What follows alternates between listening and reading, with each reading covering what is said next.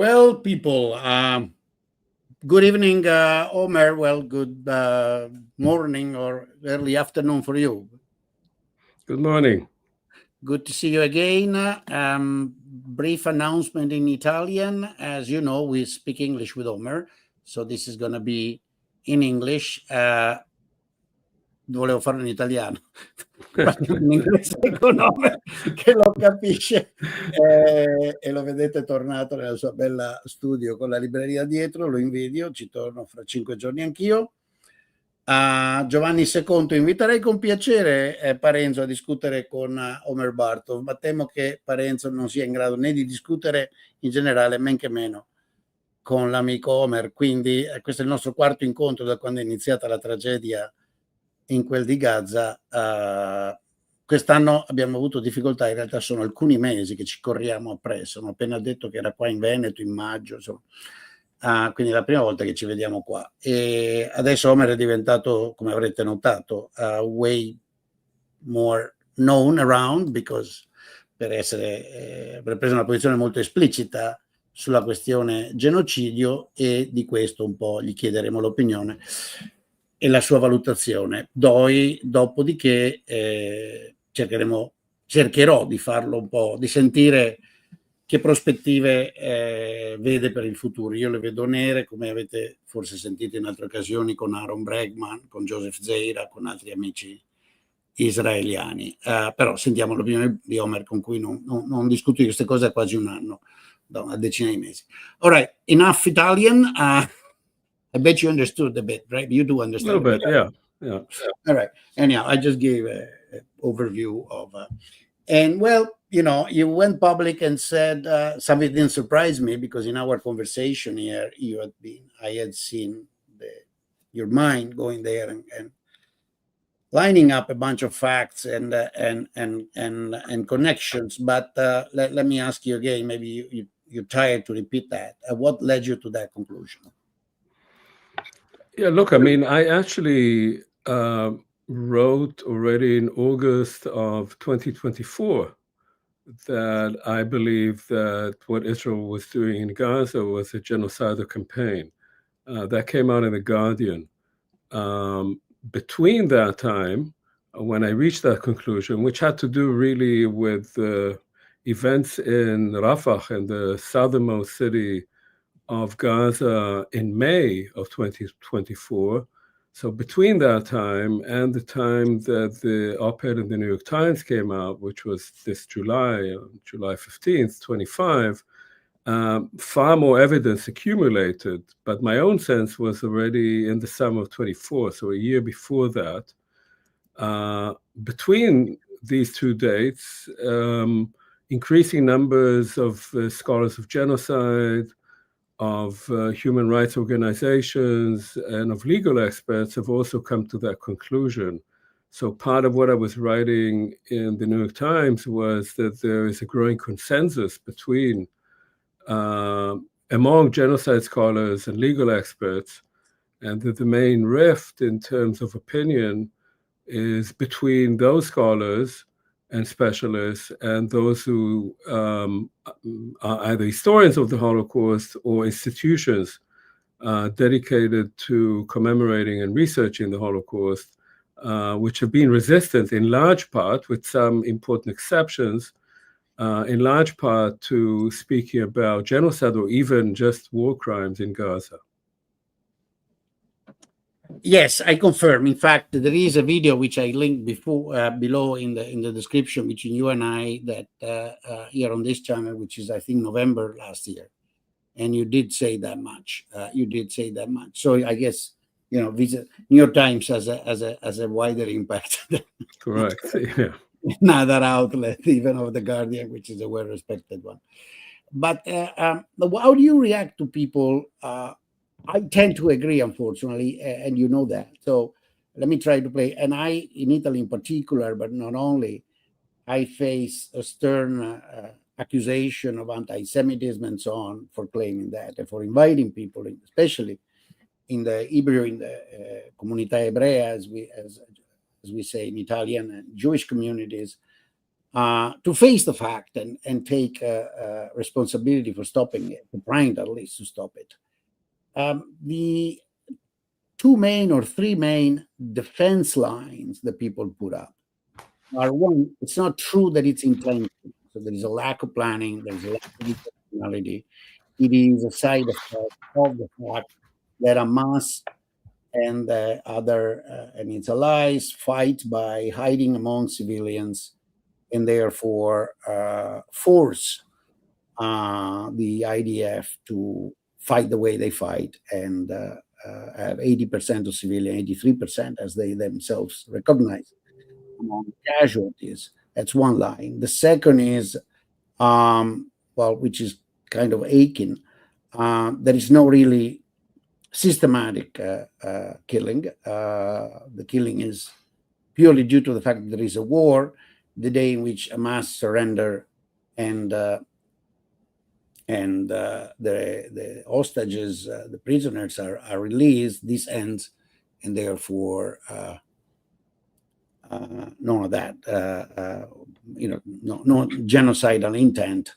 And finally, there are about 2 million Arab citizens living in Israel, and if this was a genocidal attempt with respect to all Palestinian Arabs, then those would be the first victim being at hand, as it happened in Poland, in Germany, and so on during the Jewish Holocaust. And this difference makes a substantive difference and make what happens something other than a genocide. How do you answer? How do you react to these three lines of thought? Yeah, well, let me start by saying that what I find extraordinary is that these arguments are still being made. One could have made them in the early months of the war. I myself was cautious. There were people who spoke about genocide in Gaza even before the IDF started operating there, maybe anticipating that it would happen. I thought that was not judicious. And by the time that I made my decision, I thought that there was sufficient evidence for that. But since then, the evidence has accumulated to such a degree that to deny it now really verges on denialism or just refusal to face up to the facts. So that's just as a general statement. It seems to me now this kind of attempt to completely deny the facts on the ground must have other causes, but not rational ones. Now, specifically to the arguments. So the first is, if I remember correctly, is that there's no, it's a problem of intent. We can't show that there's intent. There may be killing, there may be some war crimes, but we can't show really organized campaign of genocide, right? And there are no professions of intent. That's a very strange argument because professions of intent were made. I already wrote about it in November 2023 when I said there are professions of intent. The question is whether they're being implemented. And in November 2023, a month into the war, you could have said, yes, these were statements that were made in the heat of the moment, but we don't know that they're being implemented. People were just outraged by the massacre by Hamas. But these statements were made. And if you need to prove genocide, you don't need to compare some genocide to the Holocaust and say, if it doesn't look like the Holocaust, it's not a genocide. If there's no Auschwitz and no Babi Yar, well, then it's not a genocide. What you need let me interrupt you on this. I would like, I would like to come back later, and because there is a question that I find hard to ask in general, but I think I can ask to a person intellectually solid as you are, which is, isn't there, but you can come back to that later, isn't there a sense in which in the Jewish community worldwide after the Jewish Holocaust, people have found a form of moral superiority in saying the only true genocide is the genocide we suffered? And this I'll gladly psychological defense. Yeah, I would gladly come back to that. It's obviously in the background. But as I say, when you observe events on the ground, whether they're happening in Gaza or in Rwanda or in Kampuchea or anywhere, or in Sudan or anywhere, what you need to do is look at the Genocide Convention of 1948, interestingly, the same year that the State of Israel was established, and for the same reason, that is, that it was a response, both the Genocide Convention and the international legitimization for the creation of a Jewish state were both in response to the crimes of the Nazis and primarily to the Holocaust. So you need to look at the Genocide Convention and how does that define genocide? That is the international law. And that's what governs, not people's imaginations and fantasies and worries, but the actual international law. And international law, the Genocide Convention, speaks about the following, speaks about crimes committed with the intent to destroy a particular group, an ethnic, national, religious, or racial group, in whole or in part, as such. And then it enumerates certain types of actions, which include killing, include severe harm to the group, include creating conditions which would make it very difficult for that group to survive, and include also preventing births of children. Now, that's what you need to look for. Now, how do you establish intent? There are two ways to establish intent. One is if people say that they are doing it, right? If political leaders, military leaders say, we are out to destroy that group, we will destroy it. We will just do away with it. The second is, and the second is important because usually states and organizations that carry out genocide don't say that they're doing it. They say something else. They say we don't have a choice. They say this is an internal enemy. They say we have an existential threat. They say it's because of the way the enemy fights us that we have to do this or that. So they don't say we are doing genocide. They say something else. And because of that, there is another way that the ICJ, the International Court of Justice, has spoken about, which is to see a pattern of operations. Is the pattern of operations consistent with the genocidal intent? Now, in the case of Israel, you have both. And that's the extraordinary thing. First of all, there were, right after October 7th, many statements that had a genocidal content. They spoke about, we will flatten Gaza. They said nobody's uninvolved.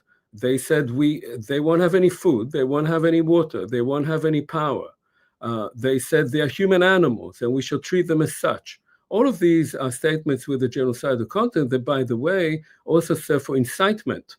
So if you as Minister of Defense or Prime Minister say these things, then the soldiers that you're recruiting, most of whom are civilians who've come as reservists, about at the time 300,000 were called up, they hear their own leaders say that, and you expect that they would take it seriously. That is, these are human animals, okay, then we don't have to conform to the rules of war. So these statements were made and are still being made to this day by numerous people on numerous occasions. But as I said, you could have said at the time, well, people were just mad because of the fiasco of October 7th, not only because so many Israeli civilians were slaughtered, about 800, but also because the IDF was so useless in its response for the first 24, 48 hours, and because the government was paralyzed. And so there was rage. However, and that was when I changed my mind, when you look at the pattern of operations, you can see whether those statements are just statements made, in the heat of the moment, or are indications of action. And here's the interesting point. Israel officially, once it started operating in Gaza, declared its war goals. And its official war goals were to destroy Hamas and to release the hostages. There were 250 hostages at the time, still alive. By May of 2024, it became clear that these were not the actual war goals, and they still are not. It was not to destroy Hamas and release the hostages, neither of which has happened. Those hostages that were released in ceasefire agreements, an exchange of hostages for prisoners. And Hamas, of course, is still operating, although not as a military organization. I can say more about that. So what was the IDF doing? By May 2024, it was clear that the pattern of operations was geared to make Gaza uninhabitable for its population, that was the actual goal. And that conformed to those statements that were made immediately after October 7th. And that continued. Now, why am I saying it in May? Because in May, the IDF moved into Rafah, and there were half of the population of Gaza was then in Rafah. Before the war, there were about 280,000 people living there. But in May, there were about 1 million people there because they had been displaced over and over by the IDF, and they were concentrated there.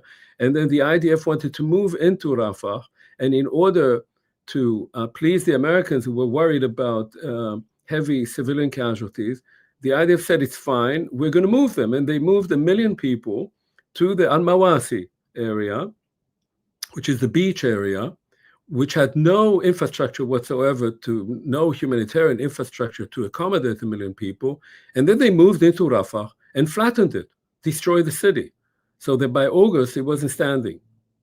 That was the final sort of the nail in the coffin, I would say, that showed that the pattern of operations was to move people out of where they lived on the argument that this is becoming an area of operations for their own safety. And then once they moved in, to destroy it so that they would not be able to come back. And in May of 2025, Netanyahu spoke about that openly. He said, we have destroyed all their homes. They will not be able to come back. Our only problem now is to find countries that will take them in, where Israel has not found countries to take them in. So its plan, which was clearly of ethnic cleansing, became genocidal because people cannot leave and they're moved from one place to another, from one safe zone to another, and then bombed and attacked in that safe zone and moved again to another safe zone without humanitarian infrastructure, without food. So those warnings by Yoav Gallant, by the defense minister, right after October 7th, they'll have no water, they'll have no food. He meant it.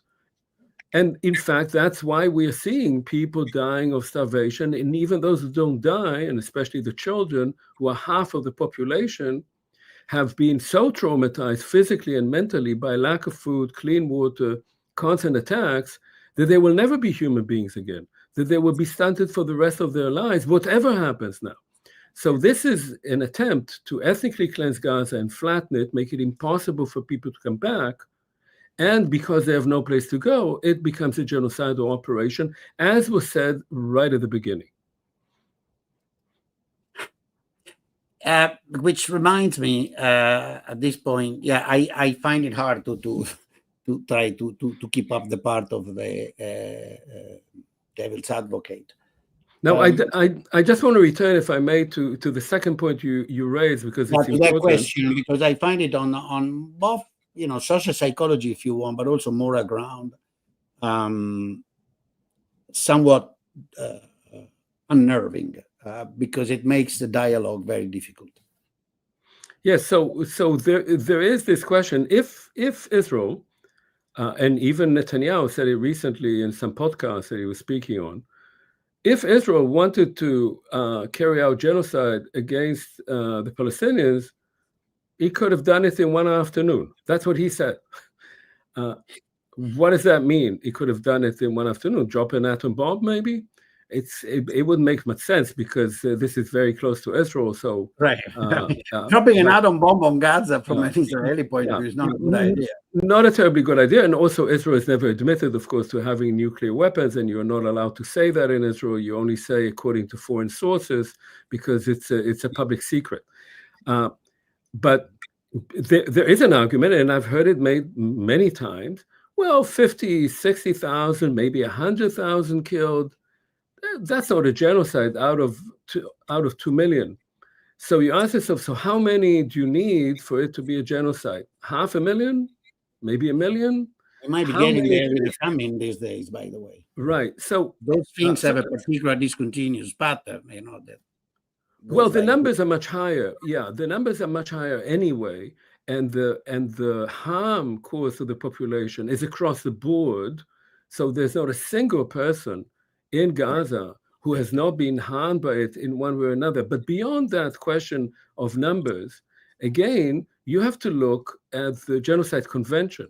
The Genocide Convention, again, does not say, does it look like the Holocaust? It says, this is an intent to destroy a group in whole or in part as such. What does it mean to destroy a group in whole or in part as such? It means that your intent is not to kill people. Killing is one of the elements in genocide, but all of that is done with the intent to destroy the group. If you make it impossible for people to live where they lived, you destroy deliberately, as the Physicians for Human Rights have shown now in great detail, if you deliberately destroy the health system, deliberately kill doctors and other health workers, deliberately blow up hospitals, if you destroy universities and schools, if you destroy mosques, if you destroy museums and archives and public buildings, what you're doing is you're making it impossible for that group to keep itself healthy, to keep itself educated, and to preserve its public memory, its collective memory, so that even if by chance it could survive all of this and remain in Gaza, it would be so harmed that it would be very hard for it to reconstitute itself as an ethnic or national or religious group, all of which is what Palestinians are. And if you succeed in removing the group, say, there are discussions now reportedly with South Sudan. There were reports of discussions with Indonesia, with Libya, with Ethiopia.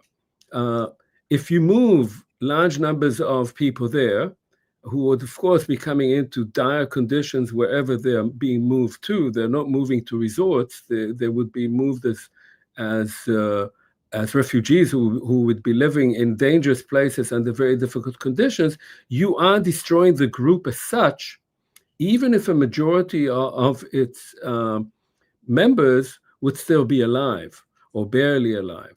So in that sense, not only is that a numeric argument morally and ethically outrageous, it's also not the point of what genocide is about and not what Israel wants to do. What Israel wants to do is to destroy Palestinians as a national group, because the government in Israel has declared that to be its goal. It wants all of historic Palestine to be under Jewish rule, and it's working for that now in the West Bank. He wants to make sure that any possibility of a Palestinian state or any Palestinian autonomous entity or any national movement would no longer be viable.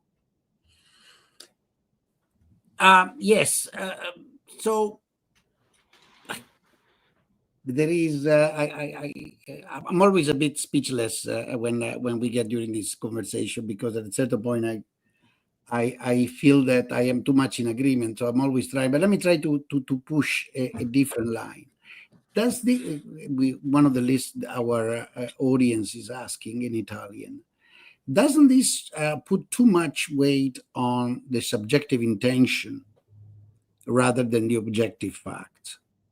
My first reaction to this is no, because it requires you to show that actually the objective fact will lead to that conclusion or another, in particular, the dispersion of people and the dissolution of the national home and the group identity through deportation, ethnic cleansing, and destruction of the structure where they created their home. But I let you elaborate on that. And when you elaborate on that, realistically now, looking for one thing that really pains me is, what the hell will happen? You don't move 2 million people like that. You just don't. You move over. If I'm thinking of the Jewish flying away from the former Ottoman Empire and moving into Israel after the Nakba, after the 48-49 war, there was about 500,000 people at most, 400, different estimate, let's say between 400 and 500. It took place over a period of time, many years. In some cases under duress from some of but they were the very small community like Afghanistan, or the large community like the Moroccos, Egypt, and so on, moved slowly. And they had a country which was, they identified with, waiting for them, and in fact, wanting them in some sense, appealing them to come back. And that was major, nevertheless. So the idea of moving 2 million people, and then we'll get to the other 3 and something living in the West Bank, it just doesn't make any sense to me. I mean, how are people justifying this on purely practical grounds? So look, let me first on the objective, subjective. It's actually a good point because when you talk about intent, you can go back to particular criminal laws like the German criminal code, and you had to show that people that a crime was committed by an individual who was motivated by base motives. Now, how do you establish base motives? Base motives, say, sexual motives or greed. It's subjective. And you have to have the person somehow say that, yes, they were motivated by that. So one reason that it was very difficult to convict former Nazis of crimes was that you had to show that they operated because of anti-Semitism. That was considered to be by German courts after the war as a subjective motivation, ideological motivation, but subjective. So the person himself felt anti-Semitic. And of course, they all said, no, I was not anti-Semitic. I just had orders. So it is true in that sense that when you say intent, and that's the term, that's a crucial term in the Genocide Convention, there is a subjective element in that. You have to say that you want to do something which is considered to be genocide, right? For that reason, you need to look both for orders or other statements and for a pattern of operations that reflects that. That's true. However, because we're speaking about states, states don't have subjective motivations. States have political and ideological intents. So a person like Netanyahu, if he is tried before the International Criminal Court, there would be possibly a subjective element to that. Did he, as an individual, have that motivation? But as a head of state, if Israel is adjudicated by the ICJ, by the International Court of Justice, which is about states, not about individuals, you're talking about politics and ideology. Now, it is clear, of course, that what we're seeing now, because these statements have been made and have been made in this fashion, you're talking, as you suggested, about a plan which reflects a particular ideology. And that ideology is openly expressed in numerous forums by Mr. Netanyahu, by Smotrich, by Ben Gvir, and by many, many other people, including, by the way, people who are not in the ruling coalition, but also people in the opposition in Israel, whose goal is they think it would be much better for Israel to have all the land with as few Palestinians as possible. I should say also about something that was raised earlier that is an important point. What about Palestinians who are citizens of Israel? So the point here is that Israel is an occupier of the West Bank and the Gaza Strip, right? So those people have no rights at all. So it's much easier for Israel, first of all, to operate against people who are not citizens of the state, who have no protections, right? But we know that since October 7th, even before, of course, Israeli Palestinian citizens did not have the same rights. On paper they did, but not in practice. Since October 7th. Could you give some example of this? This is a very controversial issue in most debates. There's nothing controversial about it. Maybe people don't know. Yeah. That it's okay. Fine. Yeah, maybe people don't know, but it's so controversial. The language of Professor Bartov is remarkable. All right, it's a polemical argument that people insistingly say, no, that's not true. They have absolutely equal right. There is no such discrimination. There is no such difference. Blah blah blah. Can you just report a few facts about?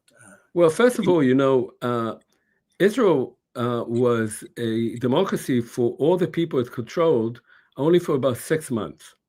And the reason is the following. In 1948, Israel said that all citizens of the state would have equal rights. no matter the religion, their ethnic origin, their nationality. And immediately thereafter, it imposed military rule over the 150,000 Palestinians who were those who remained after the Nakba in what became the State of Israel. And that military rule, which was undemocratic, of course, which had severe limitations of movement, you had to report to the police, and various other limitations, was enforced until December 1966. So from really from 1949, with the ceasefire agreements between Israel and the Arab states, and December of 1966, the Arab population of Israel had no democratic rights, or very limited democratic rights. Why was that lifted in December 1966? Because by then the states had taken over most of the lands and properties that belonged to those original 150,000 Palestinians who stayed there. So during those 20 years, the state was not only limiting their movements, but taking away their land. The vast majority of the land that was owned by those Palestinian citizens of Israel was confiscated by the land and then handed over to Jewish settlements, a vast amount of it. Then, of course, there was democracy for half a year. And then came the War of 1967. In the War of 1967, Israel conquered the West Bank and the Gaza Strip. Many of the people living there were Palestinians who had been expelled from what became the State of Israel during the War of 1948. So it got those people back. Yeah. However, it didn't give them citizenship or rights. They became occupied populations. So they were, again, now these people under military rule, which they still are under to this day, right? But after 1967, in Israel, there's a 50-50 situation. So Israel was a Jewish majority state only between 1949 and 1967. Since then, you're at 50-50. Right now, we have 7 million Jews and 7 million Palestinians. Of those... What do you think is the driver of this very high fertility among there was a period in which people... The driver of what? The very high fertility among Jewish women. Well, much of it is the growing numbers of the Orthodox. So Orthodox families, Haredi families in Israel have something an average of 12 or 13 children per family. But fertility in Israel in general, even among the secular, is much higher than in Europe. So you're talking about an average of about 3 children per family, even among the secular. But the large numbers, and that's another sort of curious thing, because in the 1980s, there was an argument in Israel by the Labour Party that there was a demographic danger that the Arabs are having far more children than the Jews, and therefore they will become the majority. But of course, demography is not fate. At all. It's not destiny. So Arabs living under Israeli rule, including in the occupied territories, realized that, in fact, if they had fewer children, they could have a better standard of living, as Europeans realized a long time ago. So they started having fewer children. In Israel, on the other hand, government started paying more and more money to subsidize the Orthodox communities, the Haredi communities. And so they could afford to have more and more children. And so the demography actually flipped. Now Jews are having more children than Palestinians. So that's just the matter of demography. But as I say, what we've seen after October 7th is, first of all, of course, the violence in Gaza. The violence in the West Bank has grown by leaps and bounds. There are 40,000 people being displaced there, destructions of entire neighborhoods, especially in the northern part of the West Bank, and of course, evictions of more and more communities, weekly pogroms by settlers, aided by the military, most of whom are recruited from the settlers. They're simply settlers being put in uniform against their own Arab neighbors, moving them out, especially in the Hebron Hills, where there were a lot of herding communities, and they're just being evicted. And there is growing intimidation of the Palestinian population in Israel itself of Palestinian citizens of Israel and growing restrictions on them. And if you want to look into the future, which you were asking about, I mean, where is this going? Well, you're right, I think, in this case. There were cases in the past that large populations were evicted. The largest case is that of ethnic Germans. Somewhere between 11 and 13 million ethnic Germans were expelled from Eastern Europe and Western Russia and ended up mostly in West Germany. And that was by a kind of international accord from Czechoslovakia, from Poland, and so forth.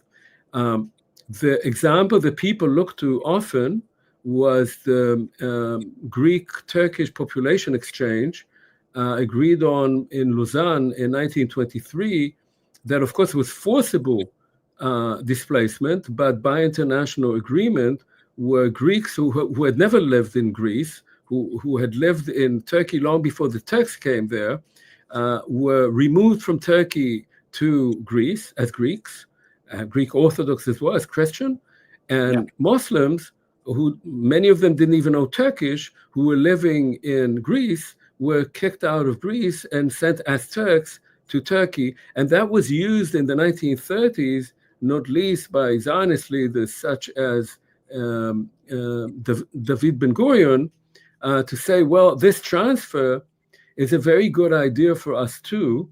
And it was mooted in the Peel, the Peel Commission report of 1937, which actually proposed creating two states and moving Palestinians out of what would have become the Jewish state so as to create a Jewish majority. So these are ideas that have always floated around. And now, of course, there is a huge amount of talk in Israel about transfer. The word transfer is being used, transfer, that's how they call it. Transfer was used, as you mentioned, way back at the central. Yes, of course. And now the common euphemism is to encourage them to move, to encourage the population to move. Now, how do you encourage people to leave their homes and their land? Their home, right? It's easy. First of all, you blow up their homes. That really helps. And secondly, you don't give them any food or water, and you bomb them. And they may be encouraged, but the problem even then, and that's why often ethnic cleansing becomes genocide, even if they feel like they better move, nobody wants to take them in. There's no place to go to. And that's when ethnic cleansing becomes genocide. Right. And let me say you one thing. I had a very unfortunate encounter maybe a couple of weeks ago with a gentleman that broadcast from London, whose passion seems to be, there's got to be a reason the Israeli don't want the Palestinian, because nobody else wants them. So there's something bad about, right, particularly with the Palestinians. Look at them. Even the Arab countries don't want it. Egypt doesn't want it. Jordan didn't want it. Black September came because of that, and so on and so forth. And therefore, why do you blame the Jews? Why do you blame the Israeli? Why do you blame those communities? Nobody wants the Palestinians. How do you react to that? Was this? I'm just curious. Was this person Jewish by any chance? I actually no. I don't think he's Jewish. Okay. He's one of these. How can I say, sympathizer, or probably unconscious or non, Islamophobic in the closet, that seem to spend most of their time describing how terrible every person of Islamic religion is. And well, I mean, the reason I ask is simply what did happen to you guys for a while. That if he knew a bit of history, he would know that millions of Jews were trying to leave Europe, trying to leave Germany, trying to leave Poland. They wanted to go to America. They wanted to go to Britain. They wanted to go to Palestine, and they couldn't. Nobody wanted them. Nobody wanted the Jews. People said, well, maybe we'll take a few children, but we don't like those people. Why were they not liked? Why were Jews not liked? And this is, of course, part of the story of Zionism. Zionism is an outgrowth of ethno-nationalism and anti-Semitism. And what was anti-Semitism about? People didn't like Jews. People said, well, we can have a few of them, but there's too many of them. That is actually the core cause for the creation, the main root for the creation of Zionism. When Zionism said, nobody wants the Jews, so let's put all the Jews together in their own state, and then they'll become like a normal people. So that argument about Palestinians, first of all, just as such, is a very strange argument. The second is, of course, specifically on Palestinians, not only is it difficult for other countries to take in large numbers of refugees, there is a political issue here. Let's say Egypt decided to take in 200,000 Palestinians. And let's say 200 Palestinians were willing to go to Egypt. That is becoming complicit in ethnic cleansing. That means that, of course, Israel would be very happy. In fact, I'm pretty sure that we will discover that the United States, which is working on this with Israel, with countries like South Sudan, is trying to bribe them into taking Palestinians in. That is, you put pressure on those countries. But if those countries do that, they're actually participating in ethnic cleansing of a population. And certainly if you're an Arab country, you don't want to do that. You don't want to serve the interests of ethnic cleansing of another Arab population, another Arab group. The fact of the matter is that there are many Palestinians living in other Arab countries, and of course in diasporas around the world, and they happen to be the most productive, the best educated group of all. In Kuwait, in Abu Dhabi, in the United States. It is not that people don't want Palestinians, it's that people or states don't want to cooperate in an operation which is clearly about removing people from their homes and handing them over. And the argument that Israel makes is that if we make life for Palestinians in Gaza so terrible, then we can make a humanitarian argument to other countries. Yes, I read that too, and I find it one of the most insanely outrageous things. You know, their life is so bad because we made it so bad that actually we're providing them with humanitarian support by this is what Trump said. Yeah, this is what Trump said. He said, look, I mean, I really feel sorry for these people. It's so hard to live there. Let's move them someplace else, rebuild the place as a nice resort. And if they can afford to, maybe they'll come back. But yes. So listen, realistically, given the insanity of all this, what do you expect? As an Israeli citizen, a former soldier, what do you expect? I mean, because many friends say, you know, there is resistance. My impression is that resistance is gone from this generation within Israel. And then this will continue for years to come. That's very honestly my horrible, I admit, but it's an assessment I cannot help myself thinking. It just comes. So my assessment is this. There are not enough forces in Israel.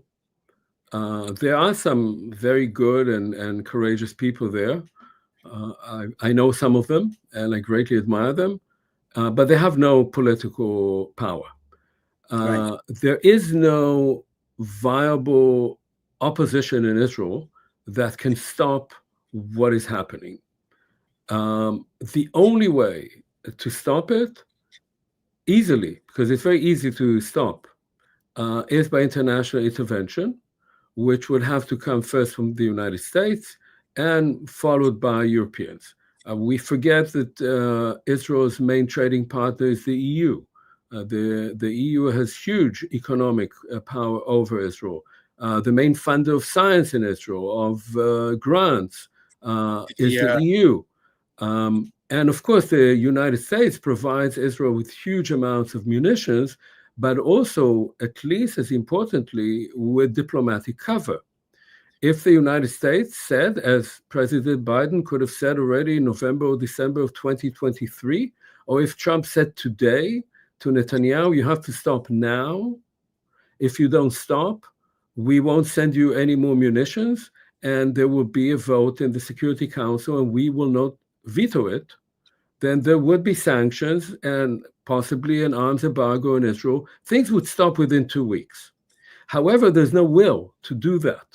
And because there is no will to do that, which would be to save Israel from its own downfall, I must say, this is not helping Israel. This is leading to destroying Israel. Israel will continue what it's doing. I don't think it'll be able to evict most of the Palestinians. Right now, it's undertaking another operation in Gaza of moving again 1 million people from Gaza to the south. I'm not sure they'll succeed in that, but there'll be a lot of death and killing and starvation and so forth. But eventually, this will become a full-blown apartheid state. There will be apartheid in the West Bank. There is already. In Gaza, it will have immediate effects and growing effects on Palestinian citizens of Israel, but it will also have an effect on Jewish citizens. Anyone who is against this government, any opposition, is already now actually confronting more and more violence, more and more repression. The judicial system is changing as we speak. It's weakening by the day. The rule of law in Israel is half gone. The attorney general was illegally fired, and nobody knows what it means because the Supreme Court said it's illegal. The government fired her. So there's actually no operational attorney general who in Israel is supposed to be control over illegal acts by the government. The Supreme Court and the attorney general, by the way, have said nothing about blatant war crimes in Gaza. And in fact, the Supreme Court has covered up for them several times. And so it will become an authoritarian apartheid state on the model, say, of Hungary. But Hungary doesn't rule over millions of Romanians anymore, and Israel will continue also ruling over millions of Palestinians. As such, it will become a pariah state. Large numbers of Israelis are leaving it. They're leaving it not so much for political reasons. They're leaving it because they want a better future for their children. And the people who are leaving are the professionals. It's a lot of doctors, engineers, high tech, and so forth.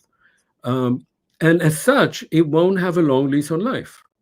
So it can be saved from that fate, and opposition in Israel can be helped if there's pressure on Israel from the outside. But that pressure is not forthcoming for selfish reasons among many countries, including your own. Italy, Germany, France, the UK are not standing up to what is happening in Israel. And what is extraordinary about it is that the effects will not only be on Israel, because these are the countries, including the US, of course, which have presented themselves since World War II as the protectors of human rights and international law. And which was all created in response to the crimes of the Nazis and to lawlessness in the world. These same countries have provided Israel with total impunity. And so they're also greatly Not only weakening. they have been actually clapping. I mean, Mer's declaration, I don't know if he ever retracted that or apologized, or at least tried to contextualize that. We should be grateful to Israel because they're doing the dirty job for us. Yes, and I was just told that there was a similar statement in Sweden too. I see. Yes, a similar, which is of course also an anti-Semitic statement. I'm sure he wasn't aware of it, but it's actually an anti-Semitic statement. The Jews are doing the dirty work for us. Of course, right. That's in Israel. They say that about the Arabs. In Europe, they said it's about the Jews. But yes, I mean, he didn't mean it as an anti-Semitic statement. He meant it as an anti-Arab, anti-Muslim statement. They're doing what we would like to do. To clean our own streets and towns of all these foreigners, of course. Yes, that was. So yeah, there is no much hope. I mean, I don't want to talk about what I'm doing. I'm doing my part, and you're doing a much bigger part. What else can we do? That's it. I think we should coordinate. There is not much left, even if, and that's my honest opinion, I realize, at least in Italy, that the feeling there is a huge this opens up to a typical anti-Semitic topic, unfortunately. But my own feeling, I don't know what's yours going around the world, but my own feeling about the countries I know decently well, Italy, Spain, and United States, but also France, is that in the general population, in the population at large, people share the views that you're expressing and I'm expressing. People are aware of the facts. And that's nothing to do with anti-Semitism or anything. It has to do with a form of almost spontaneous, if you want, not even rationalized form of humanitarian compassion. You can't. You do understand a priori that there is a logic in the Geneva Convention, in the international law, which is a spontaneous logic. Nothing justifies murdering people at that rate and destroying things. So it's the odd thing is that across the Western world, the support for the right of the Palestinian people to live and not being massacred is very widespread. For some reason, the political elite and the media seem to be unable to accept that. And we are witnessing in our own universities, right? In yours, in mine, where it's become very difficult to raise certain issues and one is being ostracized. Where do you think, if you think that, is there a leverage, a point where we can leverage this? Because de facto, I'm sure that if today we ask the Italians, probably 60% of the Italians would say, stop it, close down every commercial relation, just set up an embargo. And until Israel stops ethnic cleansing and these people have food and stop being bombed, will not trade with that, which has nothing to do with desire to destroy Israel or that kind of nonsense. It is just very automatic humanitarian reaction. So what is in your view that one can leverage that? Look, I think first of all, it's true. Most opinion polls across the board in Europe and in the United States show that the support for Israel has diminished greatly, and there is growing support for Palestinians, and generally just this sense of disgust with what Israel is doing and what people's own governments are supporting. The question is whether this will filter to the top. When you speak about democratic countries, eventually it does. If public opinion changes and people go to elections, and they may bring about a change. I don't think it's going to happen from one day to the next. There are other interests involved. A lot of countries in Europe, for instance, are profiting from Israeli military technology and have long-term contracts with Israel, also in the United States. And people may say all kinds of nice things, but they also are involved in what we don't know, which includes both issues of what they see as national security and of profits. It may be national profits, it may be personal profits. So the political elites won't change from one day to the next. I think that the intellectual academic elites in some countries are also having, certainly in Germany, are having a hard time changing because of a long-term commitment to Israel, which has to do with the story of the Holocaust and has to do with the sense that we need to support the Jewish state, that we cannot abandon it. And it takes, I think, an effort for the sentiments of younger cohorts, of the people on the street, but certainly younger people, much more than older people, to bubble up, to influence that. But in the long run, as I said, I think that if Israel continues on the way that it's going, part of this will be, that its European allies and the United States will gradually abandon their sense of commitment to it, because he won't be able to present itself anymore as the villa in the jungle, as the only democracy in the Middle East, as having the most moral army in the world, all of that stuff.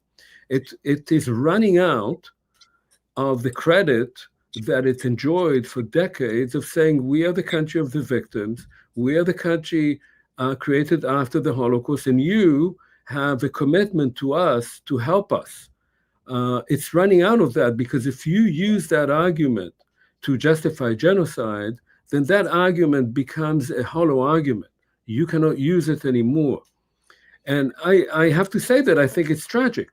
It's tragic because Israel took a long time. It didn't happen from one day to the next to become an acceptable member of the international community, to have politicians in Europe and American presidents feel that they must support it. There was a lot of work that went into it. And now all of this is being dismantled. So it will take time, but building it up took much longer than it will to destroy it. And once it's gone, it'll be very hard to build it up again. If you say this is a country that carried out ethnic cleansing and genocide, that stain doesn't go away. That remains for a long time. And once it settles in, which it will, I'm afraid, if it's not stopped, it certainly will, Israel will become a pariah state. And its future is dire. Well, yeah, it's not a solution, because unfortunately the process you're describing is a process that takes years and decades, probably. And what we're looking at is an imminent disaster in the making, partly already made. But I agree with you that that's probably the most likely path we will have to witness in the future years. Well, Omer, yeah, our conversation typically don't end up on nice light tone, but the times are what they are, and so I thank you for taking your time and patience, actually, because I have to say ho cancellato io per un problema di viaggio precedentemente, quindi Omer è stato molto gentile. If you want to give your closing words, and then I'll see you next time, or when we'll meet somewhere in the world. Well, I'll say one thing by way of self-promotion, if I may. I have a new book coming out called Israel, What Went Wrong? And it will be coming out in Italian as well. No, I don't have it. It hasn't come out yet. In Italian as well? When? But probably in the spring of next year. Well, then you're invited. You're truly invited to Italy. I'll find a way to I will be very happy to come and talk about it. Make sure of that. Thanks, Omer. Thank you. Thanks. Bye-bye. Good afternoon. Take care. Thank you. Thank you. Ok, allora grazie a Omer di nuovo. Niente, spero che sia chiaro. A me sembra tutto così chiaro e trasparente, quindi come avete sentito c'è un suo libro in uscito che si chiede appunto perché Israele è andato in quella direzione, e sta preparando anche l'edizione italiana, per cui magari cercheremo di sponsorizzarlo, di portarlo in Italia da qualche parte per farlo conoscere e per anche far girare la cosa. E ci faremo ovviamente una puntata, Paolo e io. All right. Un abbraccio a tutti, grazie, buona serata.